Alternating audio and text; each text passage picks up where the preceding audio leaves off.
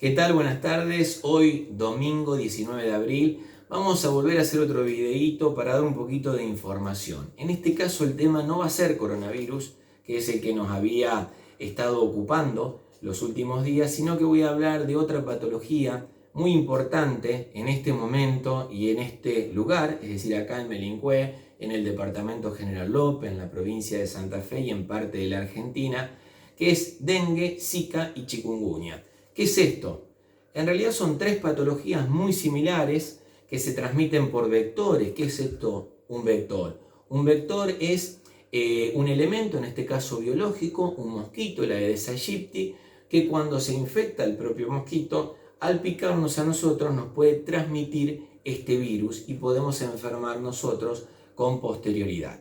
Para hacer un poquito de historia, nosotros en la provincia de Santa Fe ya tenemos antecedente de dengue. El primer brote de dengue se da ya por el 2009, luego hay un segundo brote de dengue allá por el 2011, donde ya había casos autóctonos. ¿Y qué es esto del caso autóctono? Nosotros cuando tenemos una enfermedad nueva para un lugar o para una región, como lo fue el dengue para la provincia de Santa Fe, para el departamento de General López, lo sería para Melincué, no nace en el propio lugar, sino que viene y otro lo trae. Es decir, viene con un viajero generalmente y por eso le decimos que es un caso exportado. Cuando ya este empieza a surgir de nosotros mismos, porque ya estamos infectados, decimos que es un caso autóctono. ¿Qué pasa con el dengue en realidad? ¿Quién trae el dengue? ¿Cómo se manifiesta? ¿Cómo podemos cuidarnos? Que es la intención de estos videos. El dengue, como le dije, es una enfermedad viral. Nos pica un mosquito que está infectado, vamos a tener un periodo de incubación de algunos días, pónganle un término medio de 5 a 7 días, y vamos a empezar, si es que manifestamos síntomas, con un cuadro febril, por excelencia. Cuando hablamos de fiebre, hablamos de algo muy importante, que es un termómetro para constatarlo, que todos debemos tener en nuestras casas, sea de la tecnología que fuere, sea el viejo termómetro de mercurio o sea un termómetro digital. Nos medimos la temperatura y vemos que tenemos más de 37,5, 38 grados. Ahí decimos, tengo fiebre y llamo al sistema de salud. ¿Qué características tiene la fiebre por dengue? Primero, fiebre. Segundo, como todo cuadro febril, un gran decaimiento general, dolor muscular, dolor de articulaciones, dolor de cabeza, dolor detrás de los ojos. Realmente dicen que el paciente que tiene dengue, y sobre todo zika o chikungunya, que una de ellas significa su palabra fiebre quebranta huesos, por cómo le duele al paciente, incluso hasta tiene dificultad para incorporarse, porque esa fiebre genera mucho dolor, se caracteriza porque tiene ausencia de síntomas respiratorios. No tiene moco por la nariz ni agua por la nariz, no estornuda al paciente, no tiene generalmente dolor de garganta y no tiene tos. Es decir, es una fiebre que no tiene ningún síntoma respiratorio, ni de la parte de arriba ni de la parte pulmonar. Y ustedes me dirán, ¿y qué lo diferencia del corona? Y muy poco. Por eso es tan importante que tengamos en cuenta que un proceso febril en este momento y en este lugar puede ser un coronavirus, puede ser un dengue, puede ser un zika, puede ser una chikungunya y pueden ser otras cosas. Pues bien, hoy empecé al revés. Hoy empecé desde los síntomas. ¿Qué hacemos? Consultamos al médico y vemos qué nos da como medicación y cómo hacemos el diagnóstico. El primer caso de dengue en general necesita un diagnóstico de laboratorio para poder confirmarlo. Ya cuando tenemos varios casos de dengue, por ejemplo, si tuviéramos, que no tenemos ninguno, en la localidad de Melincué, varios casos de dengue, lo que nosotros vamos a hacer es lo que se llama nexo epidemiológico. Tu vecino tiene dengue, entonces vos tenés síntomas, te hago un certificado, tenés dengue. Bien, ahí vamos a terminar esta primera parte de signos y síntomas. ¿De dónde viene y cómo se hace el ciclo? Que ahí es lo más importante, que es lo que tenemos que hacer. El dengue lo transmite un mosquito. ¿Se acuerdan que yo cuando hablé de coronavirus les dije que nosotros salíamos a buscar al coronavirus, que no entraba por nuestras ventanas o por nuestras puertas? Bueno, en realidad el dengue lo criamos desde chiquito.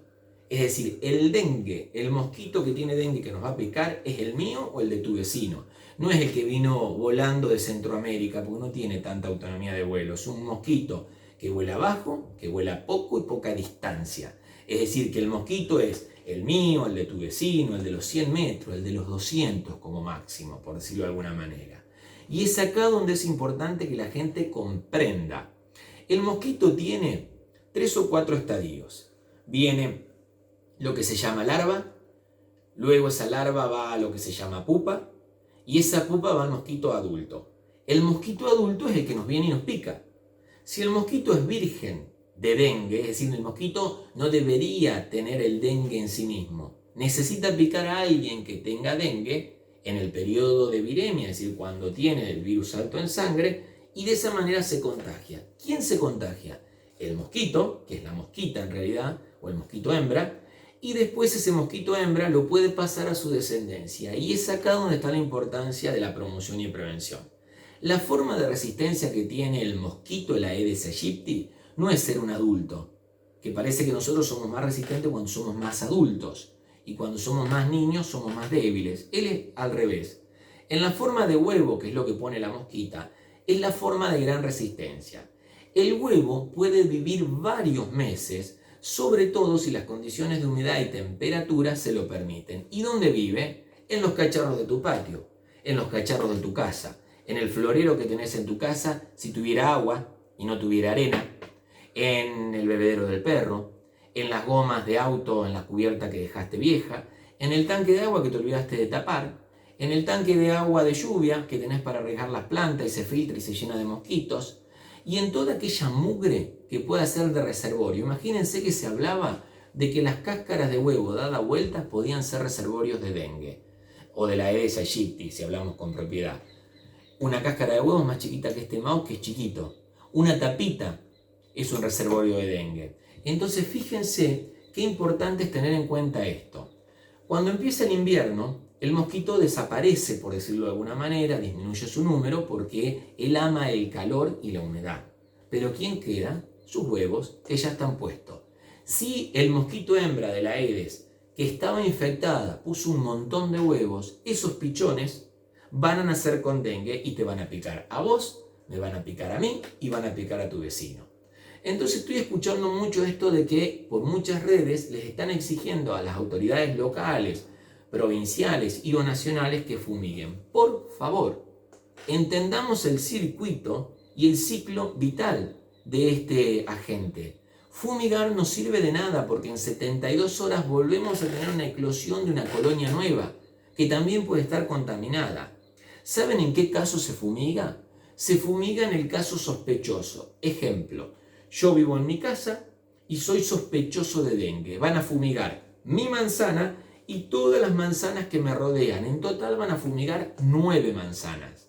Adentro de los domicilios y en el peridomicilio con la termoniebla. Cuando ese caso se confirme, a las 72-48 horas, se va a volver a fumigar en el interior de cada casa y en el peridomicilio con la termoniebla de esas 9 manzanas, no de todo el pueblo o de toda una ciudad.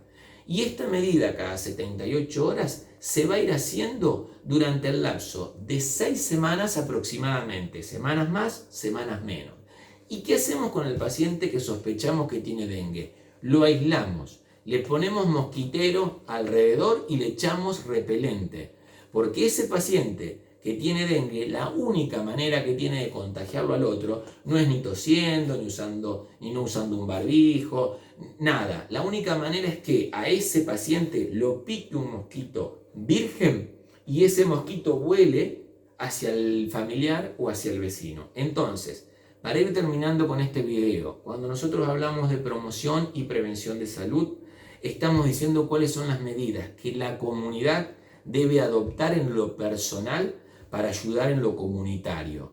Si ustedes quieren protegerse del dengue, olvídense de la fumigación y empiecen por casa.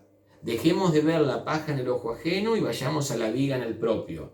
Estos días de cuarentena sería muy importante que la comunidad y sobre todo la de Melincue, a quien estoy dirigiendo estas palabras, veamos que empieza a descacharrar su patio. Pero descacharrar estamos hablando de todo. Toda la mugre, las macetas llenas de agua, los tachos, los baldes, y lo que necesiten lo dan vuelta. ¿Y el bebedero del perro qué hacemos? ¿Le ponemos un suero solo para hidratarlo? No, no sería lógico. ¿Qué hacemos? Le damos agua al perro como corresponde y cada 2 o 3 días lo que hacemos es agarramos una esponjita y limpiamos todo el borde. Recuerden que el Aedes en particular, este mosquito, no le gusta el agua sucia o el agua podrida. No va a poner los huevos en una cuneta. Va a buscar áreas donde haya agua limpia y fundamentalmente de lluvia. Entonces es el agua que tenemos en nuestros patios. ¿Qué hacemos con los floreros, por ejemplo, del cementerio? Ya dimos una recomendación a la autoridad comunal para que reemplace el agua por arena. Ustedes hagan lo mismo en su domicilio. No quiero que en sus casas tengan el jarrito de vidrio con el potus en agua. Échenle arena, ¿está? Porque van a tener un criadero de dengue. Y sin embargo vamos a estar preocupados y reclamando que nos fumiguen. ¿Cuándo debemos fumigar? Cuando hay un caso sospechoso. ¿Quién lo debe hacer? La autoridad sanitaria. Y lo va a hacer por varias semanas. Nosotros lo que debemos hacer como ciudadanos es empoderarnos, utilizar este pequeño tiempo para entender que esto es solo información. Se va a transformar en educación en tanto y en cuanto ustedes, cuando termine este video, vayan a su patio, vayan a su casa y limpien y descacharren todo su patio. Y después nos vamos a fijar qué hizo el vecino. Primero, fijémonos qué hacemos cada uno de nosotros. Muy buenas tardes para todos.